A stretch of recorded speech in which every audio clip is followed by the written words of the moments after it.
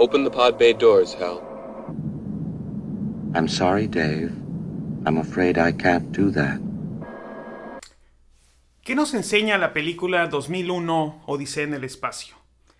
Primeramente nos enseña que la expectativa que tenía la película era que para estas fechas las computadoras iban a ser inteligentes, iban a tomar decisiones por sí solas, iban a entender nuestros comandos y como vemos, estamos un poco lejos de eso. Siri, ¿me ayudas a hacer un programa? Mis habilidades actuales no llegan a tanto. Gracias. ¿Y por qué pasa esto? ¿Por qué no puedo yo simplemente darle comandos de una manera natural a las computadoras? Por una sencilla razón. Las computadoras hablan un lenguaje muy distinto al nuestro. Hablan lo que se llama código máquina. Si nosotros queremos programar una computadora, lo que vamos a hacer es escribir código en un lenguaje de programación. Este lenguaje de programación después va a ser compilado y va a traducir lo que nosotros escribimos a este código máquina. Vamos a suponer que nos solicitan crear un programa. Por ejemplo, el programa de Angry Birds. Nos dicen, bueno, queremos que programes algo similar. ¿Qué es lo que tenemos que hacer? Primero, tenemos que ver cuáles son todas las cosas que intervienen en el juego. Por ejemplo, los pajaritos, la resortera, la física, el movimiento. Y una vez que tenemos todos estos datos, lo que tenemos que hacer es pasar nuestras ideas y los datos que están representados ahí a un lenguaje de programación. El lenguaje de programación capta todos estos aspectos y después va a haber un proceso de compilación que va a traducir todas nuestras ideas al lenguaje máquina. Nosotros no hablamos directamente con la computadora, lo hacemos a través de lenguajes que después son procesados, son compilados y traducen nuestras ideas a código máquina de nuevo. Los lenguajes tienen diferentes estilos de representación de elementos y procesos. A este estilo o filosofía le llamamos paradigma de programación. Una pregunta que puede surgir es, bueno, ¿y cuál es este estilo de programación orientado a objetos? ¿Cuál es el paradigma orientado a objetos? Vamos a regresar a nuestro juego de Angry Birds. ¿Cómo lo resolveríamos nosotros con un estilo de programación orientado a objetos?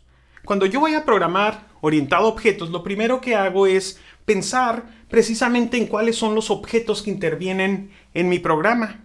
Y puedo hacer una lista de cuáles son los objetos. Por ejemplo, aquí, ¿qué objetos vemos? Pues vemos a los pajaritos, por ejemplo, diferentes tipos. Vemos a la resortera, vemos las estructuras, etc. Todos estos elementos los puedo representar yo de una manera específica. Por ejemplo, si yo quiero representar a todos los pájaros que hay, pienso primero, bueno, cuáles son las características comunes de todos estos objetos.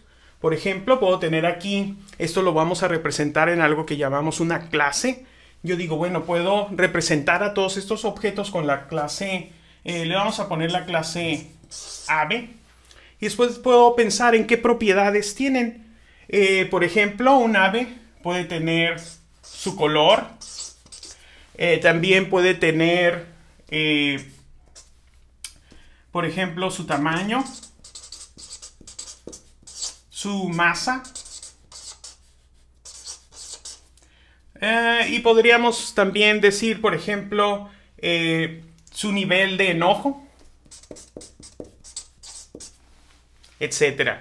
Y también, algo importante, en esta misma clase vamos a especificar cuáles serían las acciones que puede realizar uno de los objetos que queremos representar. En este caso, las aves.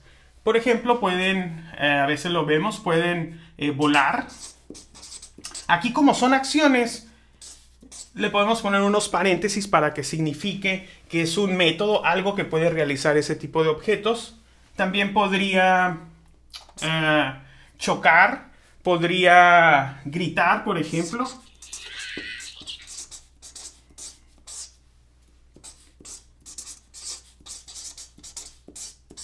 etc.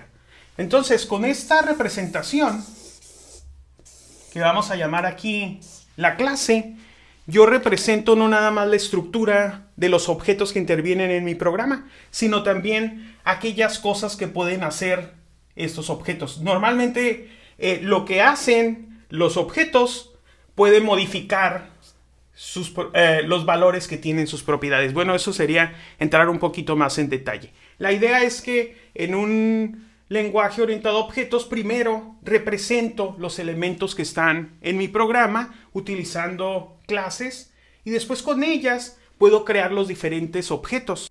Para seguir con el ejercicio, veamos ahora cómo sería una clase resortera. Le voy a poner aquí primero a esta representación resortera y también tengo que pensar, primero normalmente empiezo por las propiedades. Entonces, ¿qué propiedades puede tener una resortera? Si se fijan, tiene el ángulo en el que se encuentra, tal vez el número de ligas, también podría tener la posición, etcétera.